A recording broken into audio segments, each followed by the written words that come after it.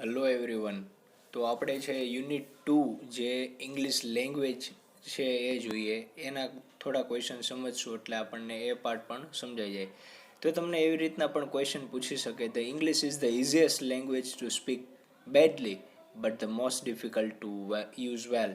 Explain the statement. કે આ સ્ટેટમેન્ટને તમે એક્સપ્લેન કરો કે ઇંગ્લિશ છે એ તમારે લેંગ્વેજ છે બોલવી ખરાબ રીતના બોલવી બહુ સહેલી છે, પણ એને છે સાચી જગ્યાએ સાચી રીતના યુઝ કરવો એ બહુ અઘરો છે. તો આપણે એ વસ્તુ સમજીએ. અથવા તો કેરેક્ટરિસ્ટિક ઓફ ઇંગ્લિશ લેંગ્વેજ, કે ઇંગ્લિશ લેંગ્વેજના તમે કેરેક્ટરિસ્ટિક છે એ આપો. તો જોઈએ હવે. તો it is rightly said that English is the easiest language to speak badly but most difficult to use well. કે સાચું જ કીધેલું છે કે ઇંગ્લિશને છે તમે મોસ્ટ જે દુનિયામાં સૌથી વધુ બોલાતી ભાષાઓમાંની એક છે. કે ઇંગ્લિશ છે અવારનવાર છે બોલતા હોય માણસો, પ્રયત્ન કરતા હોય છે, પણ એ કેવું સ્પીક બેડલી કે જે ખરાબ રીતના બોલતા હોય અથવા તો ખોટું બોલતા હોય, પણ એનો જે રાઇટ યુઝ કરવો એ મોસ્ટ ડિફિકલ્ટ છે. There is no doubt about the fact that English language has been able to occupy the important place among the language of the world. એ દુનિયાની બધી ભાષાઓમાં ઇંગ્લિશ છે પોતાનું મુખ્ય સ્થાન બનાવ્યું છે, ઇમ્પોર્ટન્ટ પ્લેસ ધરાવે છે. એ કેવું કોઈ ખોટું નથી.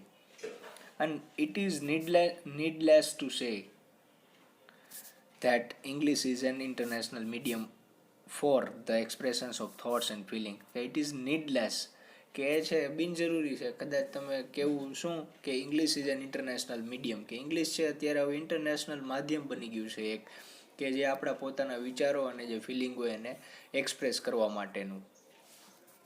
અને it is a link language and a window to the world. કે આખી દુનિયા સાથે જોડતો એક છે તમારી લેંગ્વેજ એવી છે કે જે તમને આખી દુનિયા સાથે જોડે છે. એની એક આ વિન્ડો છે, એક બારી છે.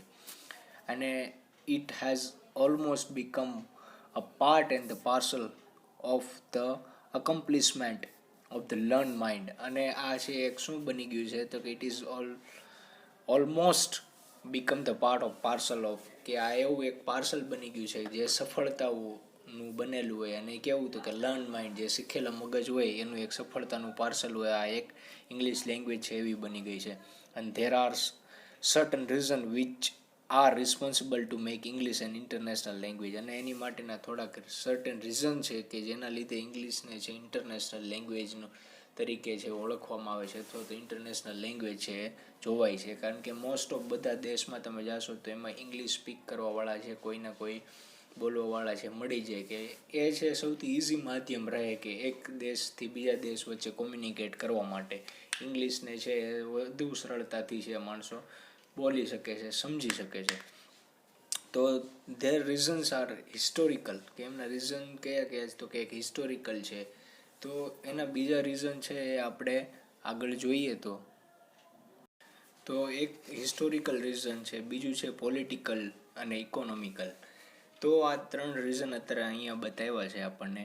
અને one should learn certain characteristic which have given the English language an outstanding individually.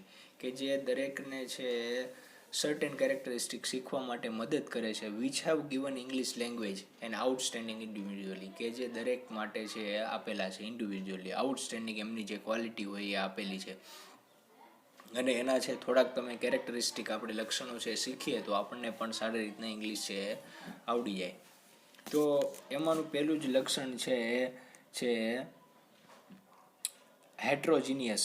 કે હેટ્રીજીનિયસ એટલે શું થાય તો કે વિજાતીય અથવા તો વિભિન્ન તત્વોનું જે બનેલું હોય, અલગ અલગ વસ્તુથી બનેલું હોય એવું.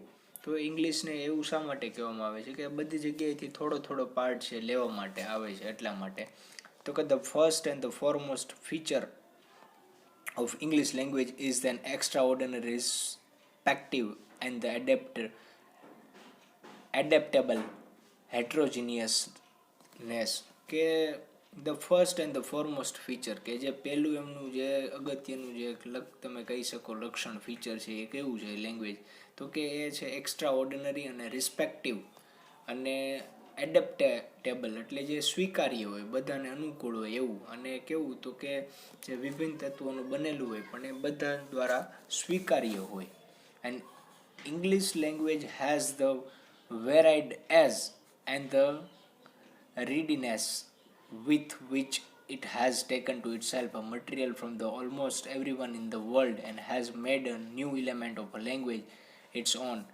કે ઇંગ્લિશ લેંગ્વેજ છે એનું છે વેરાઇડ અલગ અલગ અને એઝ એકદમ સરળતાવાળું અને કેવું તો કે રેડીનેસ એટલે જે તૈયારી હોય એવું with which it has taken to itself a material from કે જે પોતાની જાતે જ છે એ મટીરિયલ લઈ લે છે અને almost everyone in the world અને દુનિયાના તમે દરેક વ્યક્તિઓ લઈ લ્યો and has made a new element of language it by its own કે જે પોતાની જાતે જ છે એ ઇંગ્લિશ ઇલેમેન્ટ છે ઇંગ્લિશ લેંગ્વેજ છે એમના તત્વો છે બનાવે છે and at the time of then Anglo Saxons or in the 5th or 6th century કે એંગ્લો સેક્શનના સમય દરમિયાન કે જે 5મી અને 6ઠી સેન્ચુરી સદીની વાત કરીએ તો કે English was an absolutely pure unmix language કે એ સમયની અંદર છે ઇંગ્લિશ એ કેવી હતી એકદમ પ્યોર અને અનમિક્સ એની અંદર કાંઈ પણ જે વસ્તુ મિક્સ નહોતી એવી લેંગ્વેજ હતી અને it has developed allowing influences over it અને ઇટ હેઝ ડેવલપ કે એને છે વસ્તુ ડેવલપ કરી હતી અલાઉ કરતા હતા શું તો કે ઇન્ફ્લુઅન્સ જે પ્રભાવ પડતો એની ઉપર એ બધી વસ્તુનો અને gradually with its contrast with a different nation અને જે બીજા અલગ અલગ નેશન બીજા અલગ અલગ રાષ્ટ્રોના જે સંપર્કમાં આવી it become the most mixed language and assimilating all sorts of foreign language into its nature કે જેવું એ બીજા દેશના સંપર્કમાં આવી અને જેવું એનો આત્મસાત થયો તો એના બધા જ પ્રકાર જે હતા ઇલેમેન્ટ હતા એ કેવા થઈ ગયા તો કે મિક્સ થઈ ગયા અને elements into the it's nature કે એનું જે મુખ્ય જે વસ્તુ હતી એ પણ બદલાઈ ગઈ and we C that the copies of English vocabulary is the most outstanding feature of it અને એમની જે કોપી હતી ઇંગ્લિશ વોકેબ્યુલરીની જે આપણે કહી શકો શબ્દ ભંડોળની એ છે સૌથી આઉટસ્ટેન્ડિંગ ફીચર હતું એનું અને the heterogeneousness has made English very much easy અને જે અલગ અલગ તત્વોથી જે વસ્તુ બધા લેંગ્વેજમાંથી થોડી થોડી લઈને જે બનતું હતું એ છે ઇંગ્લિશનું બહુ આઉટસ્ટેન્ડિંગ ફીચર હતું અને the heterogeneousness has made English very much easy અને એના લીધે છે ઇંગ્લિશ લેંગ્વેજ છે બહુ ઇઝી થઈ ગઈ and today English is very rich in vocabulary અને આજે તમે ઇંગ્લિશ જોશો તો એ છે કેવું લાગશે તો એની જે વોક્યુબ્યુલરી એનું શબ્દ ભંડોળ છે વેરી રીચ બહુ વધારે પડતું અત્યારે ઇંગ્લિશનું શબ્દ ભંડોળ છે પછી એ જે બધા દેશમાં ધીમે ધીમે જાય બધા નેશનમાં ત્યાં એમના છે થોડા થોડા શબ્દ છે એ ભળતા રહ્યા એના હિસાબે જે ઇંગ્લિશ ડિક્શનરીનો જે વ્યાપ છે એ ખૂબ મોટો થઈ ગયો અને આ જે એમનું જે તત્વો હતા ઇલેમેન્ટ્સ હતા એ વધતા ગયા હવે આગળ જોઈએ ક્વેશ્ચનને